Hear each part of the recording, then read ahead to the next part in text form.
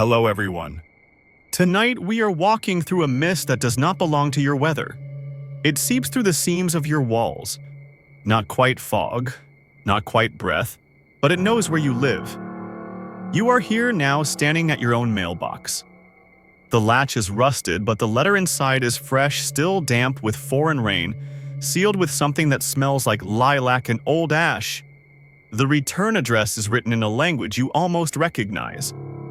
The handwriting is your mother's, but she never learned to write cursive. You probably won't survive. So before you get comfortable, take a moment to like the video and subscribe, but only if you really like what I do here. Let me know where you're listening from and what time it is there. Now, turn off the lights, maybe turn on the fan for some soothing noise, and let's get started tonight. It begins with a crease. Not the kind you make by folding, but the kind the earth makes when something beneath it shifts and breathes and wants out. That's what the letter smells like, a crease in time. You open it slowly, expecting the usual joke, a piece of junk mail, addressed to current resident, or one of those local coupons that pretends to be urgent news.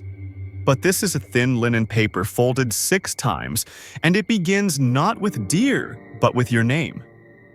Your full name, including the middle one you've never told anyone, the one from the birth certificate that came misprinted and was never fixed. The letter is dated 1632, though the ink is still wet. The signature is blurred, but there's a thumbprint beneath it pressed hard enough to dent the page. It's her? You don't know how, but it is. You would think that someone buried in 5 countries would stop writing eventually. That her limbs scattered across so many borders would forget which hand held the pen. But no, the handwriting loops like it remembers. The G curls the way she used to write on the steamed window of the train when she was pretending to forget you. It's your mother or your grandmother or someone who died before borders were invented. You think back to the story your uncle told after too many glasses of fermented pear root about the woman in your family whose body was divided during war, so no country could claim her as their own. Each piece was smuggled into a different nation like a treaty no one wanted to sign. He said the right foot was kept in a church wall in the Czech countryside. He said the tongue was buried in a shrine that keeps changing religions. He said the left hand still rings the bell in a forgotten school every equinox. No one believed him, especially not when he said she still writes. But here it is. The letter reads, "You will find me soon, but not all at once. Start with the ground beneath the cracked bell. Don't come alone. I remember what you did last time and I forgive you, but she doesn't. She, not I, not we. She, maybe that's the tongue talking. Or the hand. Maybe that's the part that never wanted to be found." You place the letter back in the envelope, but it's heavier now. Something inside it thuds like a heartbeat. You flip it over. It has no stamp, no postmark, no paper glue. But when you pull it back open, a second note falls out. Shorter, more urgent, burned at the edge. She knows you opened the first one. You check your mailbox again. Inside empty. Outside, the air smells faintly of salt, even though you live hundreds of kilometers from any coast. That's one of the signs, isn't it? The sudden smell of ocean. Like memory surfacing. Like the body shifting in old graveyards. There's a name for it, actually. Phantom salinity. It was noted during the excavation of a Neolithic site in Armenia, where bodies had been buried facing inland. But every time the archaeologists turned their backs, the stones were damp with brine. Some researchers still argue whether the salt came from wind patterns or old tears in the groundwater. Others blamed rituals involving brine as preservative for the dead, like spiritual pickling. But the lead researcher quietly retired, citing weather inconsistency, which is academic code for something looked back. Anyway, that site's closed now. But the letters from it still turn up in thrift shop books between pages on forestry and child rearing. You wonder how many other people get these. How many mailboxes are holding letters they don't deserve? Or worse, letters they do.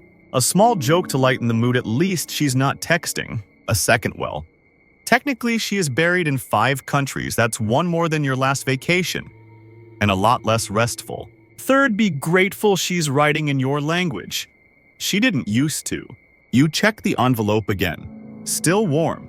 You run your fingers over the dent left by the thumbprint. Not just a dent and indentation. You press your own thumb into it carefully. A sharp pinch. You pull back. A small line of red appears across your skin. She wants a signature, but that's not how this works. You don't owe her anything. You were just curious. You were just following a story, just checking the mail like everyone else. Still the bell is real. The cracked bell. You remember seeing it once on a childhood trip to a place your parents never agreed existed. A stone chapel half sunk into moss with vines that made braids through the steeple. You were told not to touch the bell. You did. Of course you did. It echoed sideways. The sound rang not through the air but through your shoes, through your molars. And you remembered a lullaby you never learned. So you know where to start. You just wish she hadn't remembered where you ended. The bell is still there. You arrive just before dusk, though the road signs are gone and the last 30 minutes of the drive happened on a road that didn't appear on your GPS. You only know you're close because the air grows quiet in a particular way, like it's waiting for something to finish speaking before it exhales. You park under a tree that's grown sideways, as if it too tried to leave and changed its mind halfway through. The stone chapel looks smaller than you remember, but isn't that always the case with places from childhood? Only this one has more vines now. They hang like green ribs down the bell tower's open mouth. And the bell, yes, there it is. Cracked just like she said. The crack runs like a lightning scar through the bronze, and if you listen closely, it hums. Not a tone, a breath. As if something underneath the chapel is still waiting for the ring that finishes the sentence. There's a plaque out front, rusted flat. You wipe it off. It only says closed since 1871, and underneath that barely legible, please do not bring offerings after dark. Which is funny because you didn't bring anything. Except the letter. Folded unread since the mailbox, though the envelope has bled through somehow. Where the thumbprint was pressed, the back now shows a faint map. 5 dots, a jagged line connecting them, and a 6 circle drawn around your current location. You didn't draw that. You unfold the letter again just to check. The writing has changed. Now it reads, "Thank you for remembering the bell." The next piece is colder. Find the hand that does not point north. Bring gloves. You would laugh if it didn't feel so much like a curse disguised as advice. You step into the chapel. It's darker than expected, and something about the geometry is wrong. The walls lean in like they're part of a secret. The floorboards are soft, but not with rot. They breathe. Just a little. With each step, the dust lifts and spirals like ash rising toward a thought it forgot. You're not the first person to come looking. That much is clear. In the far corner of the room, you find a bundle of postcards tied together with twine. Each one is blank except for a name and a date. Some from 1933, some from 1480. One from a year that hasn't happened yet. The names are familiar. Some of them are yours. Above them, carved faintly into the wood, a small phrase in Latin, "Manus non sequitur polum." The hand does not follow the pole. That's not a historical phrase. Not one scholars recognize. Though one folklorist once documented a similar expression from a medieval abbey built over an ancient burial mound. The abbey, they say, was erected by mistake over a buried star chart. One that didn't map the sky but mapped the people who had once looked up. Each constellation a family, each handprint a vowel. The hand that does not point north was a phrase used by the monks to mean, "You are looking in the wrong direction on purpose." Some researchers still argue whether the chart ever existed, or if it was just a metaphor for grief that all maps eventually lead to the same place, but some are drawn from inside the body. Outside, the bell trembles, but no wind stirs. You step back out. The sun has almost gone. You reach into your pocket and put on your gloves, not because of what the letter said, but because your fingers have started to itch. And when you scratch them, you find dust under your nails that isn't yours. It's older, like the smell of unopened books, or graves sealed too neatly. You walk behind the chapel. There in the moss is a stone hand, not a sculpture, not part of any grave, just a hand upright as if reaching out from the earth but frozen mid-thought. It points east, not north, definitely not north. You kneel beside it. There's writing along the wrist, Kazi e unusta, Finnish. You don't speak Finnish, but you know what it means. The hand does not forget. There's a small cavity beneath the hand, just large enough for a letter. You check your pocket again. The envelope is gone. Your gloves are wet. You stand up slowly. The chapel door creaks behind you, but you didn't close it. Another small joke. At least she's giving you directions this time. You always said she was terrible with maps. Second joke. You're already halfway to 5 countries, just 3 more to go, and you get the haunting for free. Third. They say travel is the only thing you can buy that makes you richer. Unless you're spending thumbprints. You turn toward the forest. There's a path now, one that wasn't there before. It winds through trees that all bend away from you like they know who you are and wish they didn't. You walk it. The wind carries a strange sound, not bells, not birdsong. Typing, like old typewriter keys, one at a time. Each one you think might be a new letter. Or just the sound of her remembering how your name is spelled. You don't remember falling asleep, only waking up halfway through a step. The path beneath your feet is no longer forest. It's gravel now. Light-colored, almost chalky, and lined with small stones painted with initials. The air smells faintly of burned mint. You glance up. The trees are gone, replaced by rolling hills neatly divided by old stone walls that run nowhere in particular. The walls are crumbling in that ancient, respectable way like they've outlived several generations of bad decisions and now refuse to hold up anything foolish. A sign greets you at the next bend. Hand-carved and leaning Bogeland. No entry after first snow. You haven't seen snow, but your gloves are crusted with frost. The breath in your throat is beginning to feel slow, like it's passing through something denser than air. You pause, unsure which country this is. Wasn't it evening a moment ago? Now the sky is bone white, and the shadows are on the wrong side of every rock. You see the house just over the hill, small, wooden, painted with the kind of red that never fades, only deepens. A little like dried blood, a little like cherry bark. The windows are shuttered with old pine slats, but one is open just a crack as if someone wanted you to think they weren't looking. And in the yard, fluttering gently from a wire fence, are letters, not strung on a line, not pegged like laundry. They hover just above the fence line, as if the fence were humming them into place. Each one sealed with a wax mark, a different shape every time. A jawbone, a human molar, a pressed thistle, a spiral. You step closer. One of the letters unseals itself and floats into your hand like a trained bird. You don't flinch, not anymore. The message reads, "This is where the voice was buried." You will not hear it unless you forget what it sounds like. You look up. A shadow passes the window. You're not alone. Inside the house, the door is unlocked. It opens before you touch it, and the warmth inside is impossible.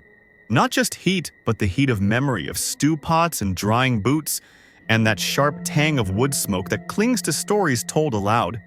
The air is full of it. And then you notice the clock. It's made of stone, not metal, not wood stone. It ticks somehow, slowly. Once every 7 seconds. The face has no numbers, only initials SBAMNLV, all out of order. On the table beside a bowl of polished snail shells is another letter. This one addressed to the one who didn't mean to. You take it. It reads, "I kept my tongue here. I tried to keep it warm, but it stopped speaking your language after you forgot mine." The bowl is not decoration. Don't let the shells touch your skin. They remember arguments. You take a cautious step back, because now you notice the bowl is ever so slightly steaming. There's a folkloric belief, mostly in the northern highlands of Norway, that snail shells could carry old voices, not echoes, but the actual sentences spoken near them if the snails were still alive at the time. Story goes, if you warm a snail shell near your ear, Under a full moon, you'll hear the last insult shouted at a funeral. Some researchers say this is just thermal resonance amplified by bone structure. Others suspect a ritual origin snail shells buried with the dead to listen in and report later. Either way, the room feels too crowded for a house with no people. The clock ticks. Once, then again. The letters on its face shift very slightly. You blink. The L moves to the top. You don't know what time it is anymore. A page flutters out from behind the clock and lands face up on the table. A drawing this time. Crude. Charcoal. A map. 5 places marked again. But now 3 are crossed out, only 2 remain. One marked with a snowflake, the other with a mirror. And under the mirror, your name, this time written backwards. You fold the map. Another small joke. You finally made it onto a map. Not great for tourism, though. Second. The clock only ticks once every 7 seconds, just like your patience. Third, you can now confidently say you've stayed in a haunted Airbnb without leaving a review. You step outside. The letters on the fence are gone. In their place is one envelope, stuck to the wood with something that looks like frost, but you touch it and it stings. Salt. You peel it off carefully. Inside the letter simply reads, "She speaks now, but only in reversed names. Go where the mirror does not reflect. Ask her what part she wants back next." You look around. Behind the house is a frozen pond, small and cracked, like a spilled mirror. There's no reflection, not even yours. Just one thing visible beneath the ice, a hand. This one isn't stone, it's flesh. Still, wearing your grandmother's ring. You reach toward the ice, but something taps it from the other side. Once, deliberatus. The sound is familiar, not from this place. Not even from the chapel. It's the same noise your computer made the night the first email came through. The one that disappeared before you opened it. The one with no subject line. The one that when clicked didn't show words, only a mirror icon and the phrase, "Let me be whole before winter." You never told anyone about that. You step back from the ice. But the hand taps again. And this time you tap back. When you turn around, the house is gone. No smoke from the chimney, no fence, no trees, no hill. Just flat snow and a wind that doesn't move anything, only watches. You don't panic. You've learned not to. Panic is a flag, and she knows how to follow flags. You check your pocket. The charcoal map is still there, but the names are now written in a circle like numbers on a clock. Only one is unmarked now. The symbol beneath it is a mask. Your breath is visible again. It spirals out of your mouth like something trying to return to a shape it forgot. You walk. The ground underfoot changes gradually. Snow becomes damp gravel, then bare soil. The wind warms. Not comfortable, just enough to remind you there are places still soft enough to bury something in. And ahead of you among a cluster of low hills is the entrance to a cave. Above the arch carvings. You've seen them before. Scratched into the inside of a wardrobe in your childhood home. A spiral, a jawbone, a snail. You thought your cousin drew them. Inside the cave, dry air. Stillness. The sort of silence that doesn't wait to be filled. There are letters scattered across the floor. Hundreds. Some folded.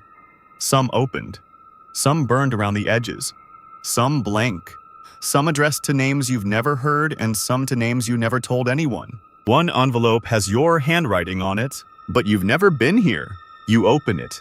Inside a single line. You shouldn't have tapped back. You sit for a moment on a cool stone. It's shaped like a kneeling figure. Probably not a coincidence. Here's your required ancient fact. In the caves of Chauvet, some of the oldest known hand stencils show missing fingers not due to injury, but ritual. Some researchers argue they were signs, a kind of proto-language. Others suggest it was a punishment or even symbolic mimicry of winter frostbite. But the prevailing theory is simpler. The missing fingers weren't missing. They were bent, hidden gesturing, a secret alphabet of hands. You remember the frozen hand beneath the mirror pond, how it tapped, how it wore your grandmother's ring. But your grandmother never married. That's what she told you. Swore it. Said some things are best buried alone. In the deepest chamber of the cave, you find a stone basin filled with ash. Carved into the basin's rim is a question. Which of you is writing? You don't answer. You're not sure how. Or if it's even meant for you. The letters around the basin start to twitch, one by one. Paper sighing as if remembering breath.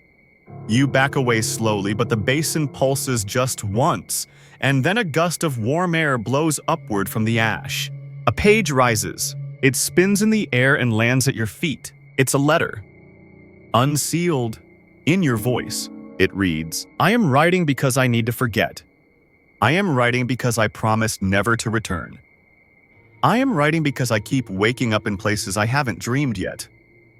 And I'm afraid I am no longer alone in my own handwriting. You recognize none of it, and all of it. From behind the basin, something steps forward. Not footsteps, just the idea of weight. A pressure that makes your knees soften not from fear but recognition. Someone wearing a mask made of letters. Paper layered like scales. A mouth sewn shut with punctuation marks. She does not speak, but she holds out a fifth envelope. The final one. You take it. Inside. A body buried in 5 countries writes with 5 voices. You silenced one. You read another, but the third. The third never forgave you for forgetting what she said when you were born. The fourth is still waiting to be spoken aloud. The fifth is watching you read this. You look up, she's gone. Only the paper mask remains folded neatly beside the basin. You pick it up. Inside the folds, written faintly in red ink, wear me only where no mirrors grow. Another small joke, you always wanted to be a writer. You just didn't expect the paper to write back. Second, this is technically the longest game of return to sender in recorded history. Third, you've now been to more caves than most archaeologists with fewer student loans. The air inside the cave thickens again. The paper rustles, but now you hear it more clearly, the sound that followed you from the pond, the bell, the mailbox. Typing, one keystroke at a time. But it's not just sound, it's letters appearing on the cave walls, typed, not carved. Your name, again. But this time, as a reply, you step back toward the entrance. The cave tries to breathe you in, but you know how to hold your silence now. You step outside holding the mask. The sky is black, no stars, only the sense that something very old is watching from behind a curtain of wind. You begin to walk again, mask in hand, unsure which direction you're meant to follow. But when you reach the hill's edge, you see them. 5 stones, arranged in a circle, one for each country, one for each part of her. And on the 5th stone, an empty envelope, with your name already signed. The 5th stone doesn't cast a shadow. You try, just to be sure, wave your hand between it and the pale light of dawn leaking across the hill, but no shadow forms. The grass around it refuses to bend even in the wind. This stone is not resting on the earth. The earth is choosing to hold it. The envelope on top is sealed with thread instead of wax stitched shut with something coarse, dark, and fibrous. Hair, maybe. Yours, hers. You don't ask. You don't want the answer.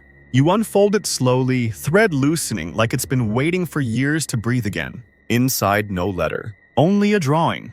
A map of a face. Not a face drawn as portrait, but a cartography of emotion, creases, furrows, the arc of a laugh line, the worn edges of a frown, the faint charcoal blur of a scar. It's her face. Maybe. Or yours. Maybe. The eye is circled. Not the whole eye, just the pupil. And beneath it, a line. You left the 5th piece in the dark, and now she sees through you. You don't understand, not completely. But part of you remembers the childhood moment it references. The time you refused to open the box buried in the orchard because you didn't like the way the dirt whispered your name. Your aunt said it was just worms. Your cousin said it was roots. But when you were alone, you pressed your ear to the soil and heard typing. Not loud, not fast, but steady, like a deadline in the distance. That night you dreamed of someone watching you through a mirror that wasn't in your house. The mirror had no frame, just breath on glass and 5 fingerprints, yours or hers or both. You look down at your own hand now. The gloves are gone. Your fingers are bare and pale. On the back of your left hand, 5 ink marks. Tiny letters, too faint to read. You lift the envelope. Beneath it is a folded mask like the one you saw in the cave. But this one is different. This one fits. You know it, though you haven't tried it on yet. The wind circles once, a bird calls. No reply. You stand in the center of the 5 stones holding the mask. In every direction, the world is quiet, expectant. You realize something. There is no 6th country. There never was. She is not buried in 5 countries because she was divided. She is buried in 5 countries because that's how far she walked, piece by piece, body by choice, memory by accident. You remember another real uncomfortable fact? In some burial practices across Central Asia, limbs were separated on purpose not to punish but to protect, to keep the body from reassembling itself if the spirit grew restless. Some versions say this was a kindness. Others say it was a warning. Some researchers still argue whether it was symbolic, spiritual, or strategic. But a 19th century traveler once recorded a version of the ritual where the deceased would leave behind letters requesting which part to return first. He called it mail for the restless. You hold the envelope up to the sky. For a moment, the wind holds it in place. Then it lets go. You put on the mask. It fits like skin once forgotten. It smells like fire and letters dried over steam. Your breath echoes slightly within it. You see nothing through the eye holes, but you feel the letters arrive. They slide through your chest. They write themselves across your ribs. Each one ends with the same sign-off, until you speak me whole. You speak, but not with your mouth. Your bones hum the bell's tone. Your hands twitch like typewriter keys. Your footprints fill themselves in behind you as you walk. You do not choose the next direction. She already wrote it. You are the reply. Somewhere across 5 silent countries, letters are still being delivered, carried not by mail but by warmth. The warmth of old paper.